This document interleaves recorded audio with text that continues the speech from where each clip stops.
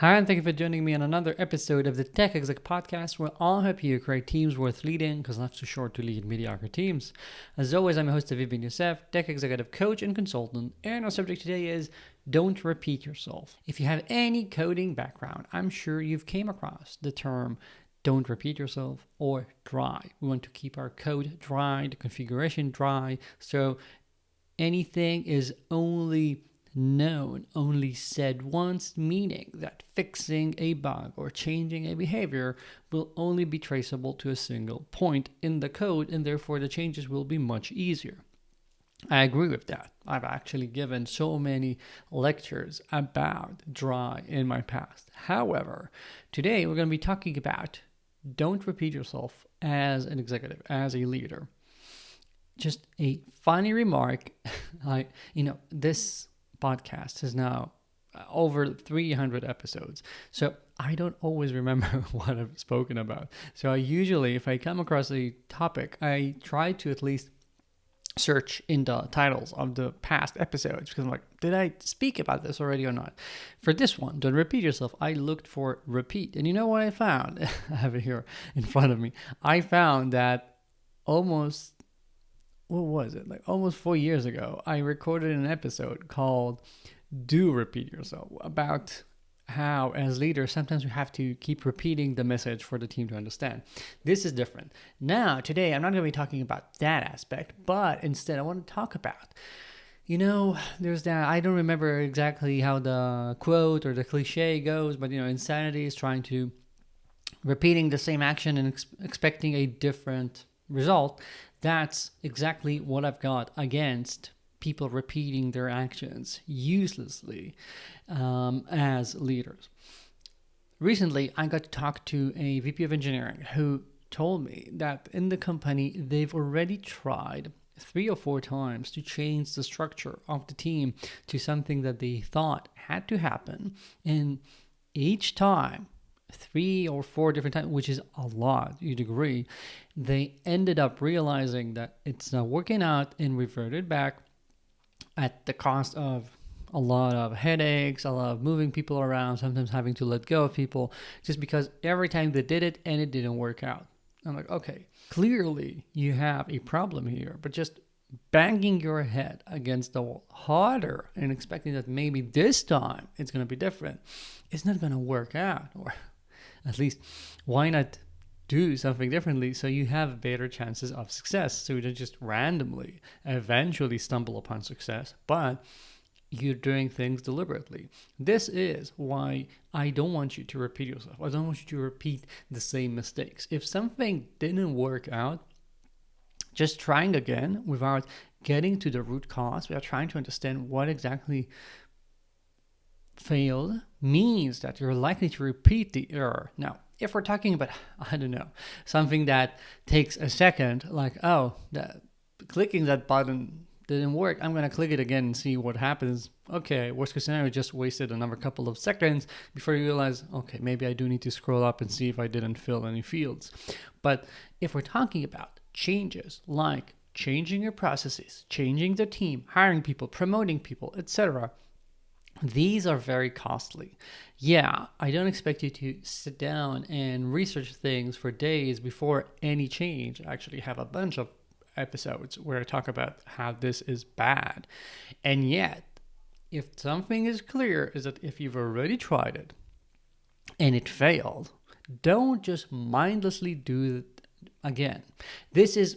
I know that a lot of the times what I tell you registers as common sense. It registers at first pass as straightforward. Of course, I'm not stupid. I'm not going to be repeating my mistakes again and again, Aviv. I'm sorry, my friends, but many of you are doing that. Of course, I do it myself as well in my work. It happens, right? We're not perfect. And it's not something that we tend to do consciously. It's something that we need a lot of times, some external perspective. Yes, of course. As always, it helps when you have someone external entirely to the company like myself that can come and tell, hey, you seem to be repeating these things. What gives? Why not change things up? But even if you don't have that sort of support. I think that you can right now go over whatever initiatives you have, whatever things you have on your plate, and ask yourself, have we already tried this? And if so, why do I think that this time is different? This is very, very simple. This is actually the secret for most coaching for better impact and better efficacy. We're not, coaches. We're not geniuses. This is about shedding light on areas of competency, on areas where you're lacking, where you're having difficulty, and asking some inquisitive, interrogative questions like, hey, are you trying something different this time? Or why do you expect the results to be different, etc.?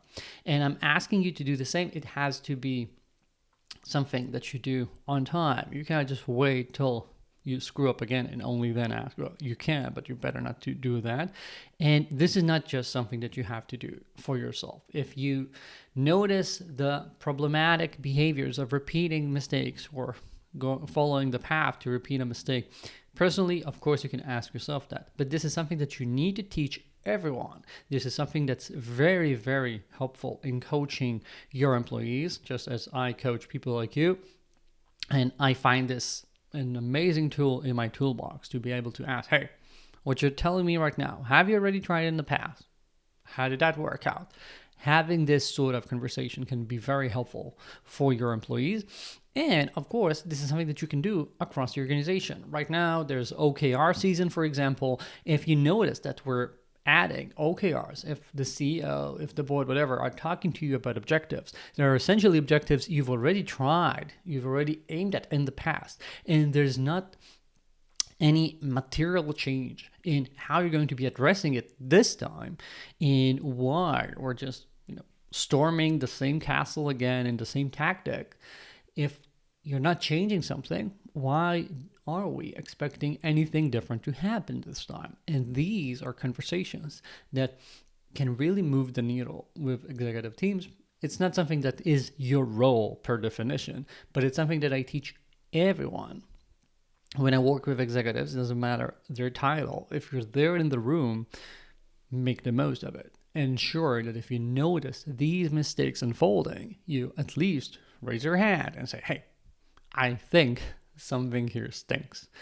Don't be the person standing there in the corner noticing, the upcoming train wreck and not saying anything because you assume that everyone else is also aware. That's rarely the case. And if it is the case, why just keep on with the show? Why not say, hey, can we do something different this time? This is something that I actually have a full-length video about called How to Use Common Sense in Leadership. I will try to link to it in the show notes of this podcast episode if I remember. And if you're watching this on YouTube, it will probably be here somewhere on screen. Okay, but again, our message today, yes, I'm repeating my message because this is something that you do need to repeat. Don't repeat yourself.